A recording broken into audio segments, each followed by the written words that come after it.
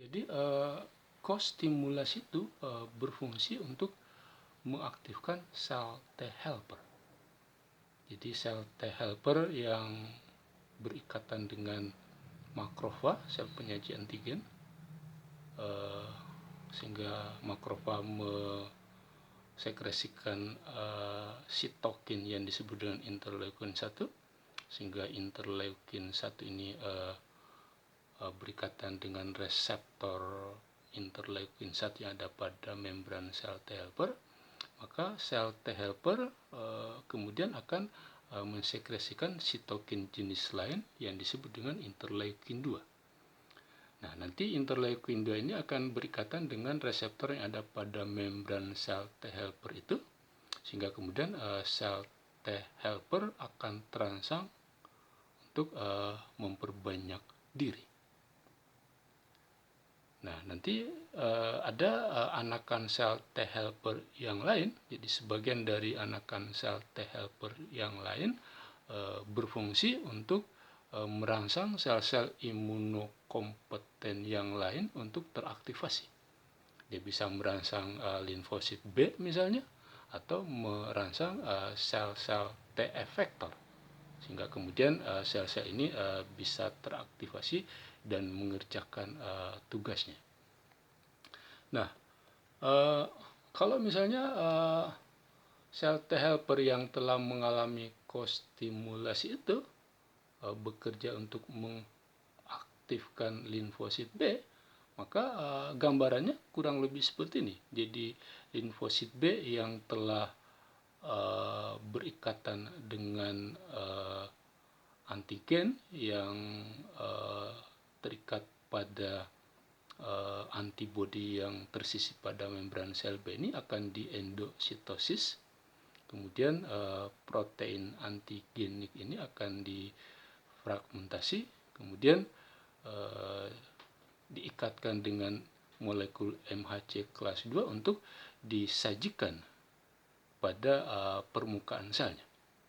Nanti sel T helper ini memiliki reseptor yang mampu mengikat dan mengenali dan mengikat antigen ini, sehingga kemudian sel T helper akan menghasilkan interleukin jenis tertentu yang berfungsi untuk memicu agar sel B ini memperbanyak diri, memperbanyak diri, sehingga jumlah sel B yang jumlah klon limfosit B ini yang memiliki kemampuan berikatan dengan antigen spesifiknya ini jumlahnya akan bertambah banyak. Kalau jumlah limfosit B klon ini jumlahnya bertambah banyak, maka kemudian antibodi spesifik yang dihasilkannya juga akan menjadi banyak. Nah, itu kalau sel T helper berfungsi mengaktifkan limfosit B. Nah, ada yang disebut dengan toleransi. Toleransi itu adalah ditujukan agar sel-sel imun, sel-sel yang bekerja di sistem imun kita, tidak bereaksi, tidak berespon terhadap antigen tubuh sendiri. Itu fungsi dari toleransi. Toleransi sendiri bisa terjadi akibat terjadinya penghancuran klon-klon limfosit yang bereaksi terhadap protein tubuh sendiri. Nah, itu yang disebut dengan negative selection, dan ini terjadi pada periode pralahir. Jadi ketika embrio masih berkembang di dalam tubuh ibunya, negative selection ini bekerja untuk menghancurkan klon-klon limfosit yang bereaksi terhadap antigen tubuh sendiri. Nah, hal kedua yang menyebabkan terjadinya toleransi adalah mencegah aktifnya limfosit. Jadi limfosit jangan aktif. Caranya jangan terjadi kostimulasi. Misalnya ikatan antara limfosit dengan sel penyaji antigen seperti makrofag misalnya, itu jangan terjadi. Kalau terjadi misalnya tetap terjadi ikatan, sitokin yang merangsang sel-sel imunokompeten untuk teraktivasi membelah diri, misalnya jangan diproduksi dalam jumlah yang memadai sehingga kostimulasinya tidak terjadi. Itu cara kedua yang bisa menyebabkan terjadinya toleransi. Cara ketiga adalah dengan mengaktifkan salah satu jenis sel T yang disebut dengan sel T suppressor. Nah, sel T suppressor ini memiliki kemampuan untuk menghasilkan sitokin jenis tertentu, yang mana sitokin ini mampu membunuh sel-sel penyaji antigen. Sel-sel penyaji antigen misalnya makrofag dan limfosit B serta sel dendritik, itu adalah sel penyaji antigen. Jadi sitokin yang dihasilkan oleh sel T suppressor ini mampu membunuh sel penyaji antigen itu sehingga kostimulasi tidak bisa terjadi. Itu 3 hal yang bisa menimbulkan toleransi. Nah, kalau kita bicara tentang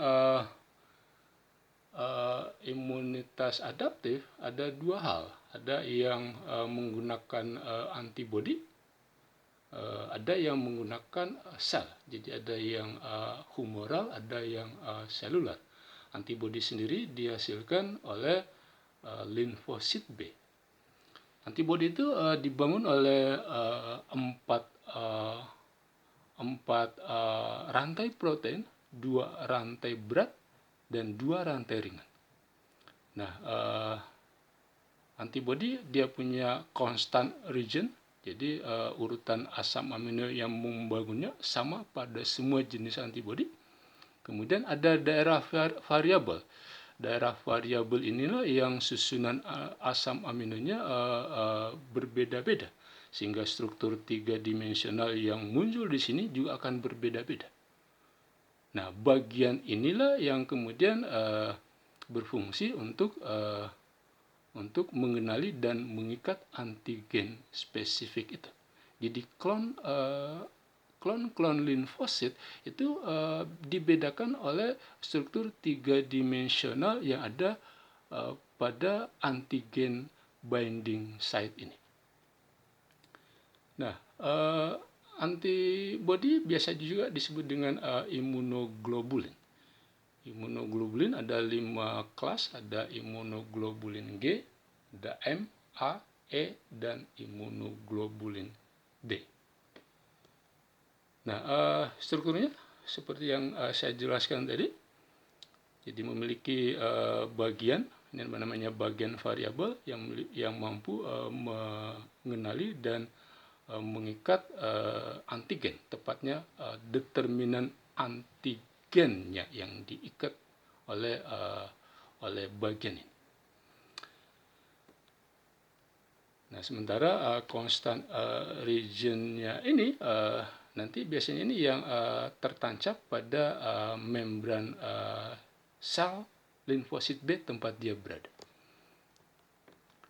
Nah, kalau mau disederhanakan, imunoglobulin G yang 5 kelas itu memang yang paling dominan adalah imunoglobulin G.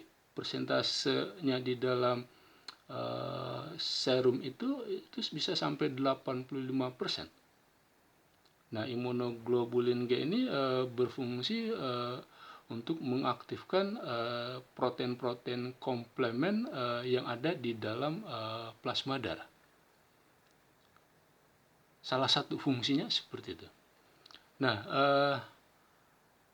imunoglobulin M itu persentasenya hanya sekitar 5-10% total antibodi di dalam serum darah. Yang sedikit lebih banyak adalah imunoglobulin A, itu persentasenya sampai 15%.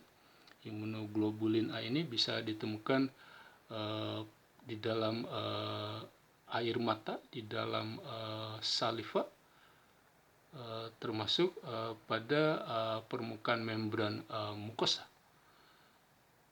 Imunoglobulin A juga bisa ditemukan pada kolostrum, air susu begitu ya, yang berfungsi untuk memberi kekebalan pada bayi yang baru lahir. Kemudian yang paling sedikit jumlahnya adalah imunoglobulin E. Imunoglobulin ini biasanya terikat pada mastosit dan basofil dan berfungsi merangsang munculnya respon inflamasi. Imunoglobulin D sendiri biasanya ditemukan sebagai reseptor pengikat antigen pada limfosit B. Itu kurang lebih uraian singkat dari antibodi atau imunoglobulin ini.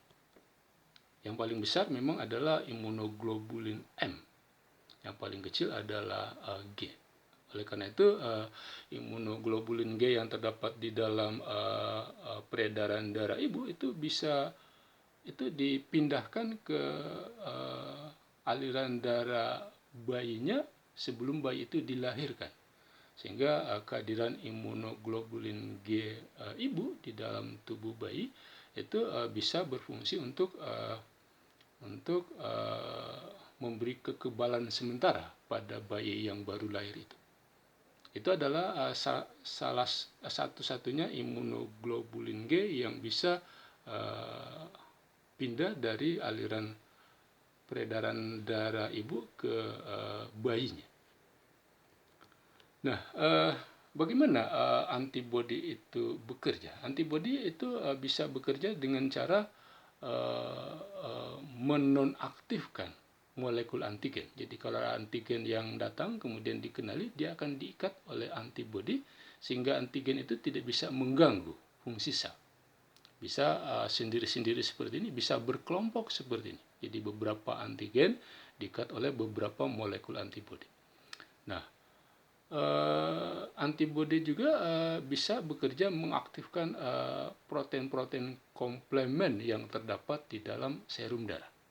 Nanti kalau protein komplemen tadi teraktivasi, maka sel targetnya itu akan menjadi lisis karena protein-protein komplemen C3 sampai C9 itu akan membentuk lubang pada membran sel targetnya, sehingga isi sel target itu plasma selnya akan meninggalkan selnya sehingga selnya mati.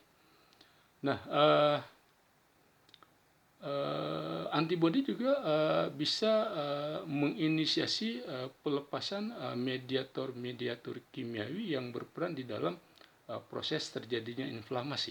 Misalnya kalau ada antibodi terikat pada mastosit atau basofil yang membentuk kompleks dengan antibodi, maka mastosit atau basofil ini akan melepaskan mediator-mediator kimiawi yang merangsang inflamasi itu. Misalnya mast cell akan melepaskan histamin atau basofil akan melepaskan leukotrin.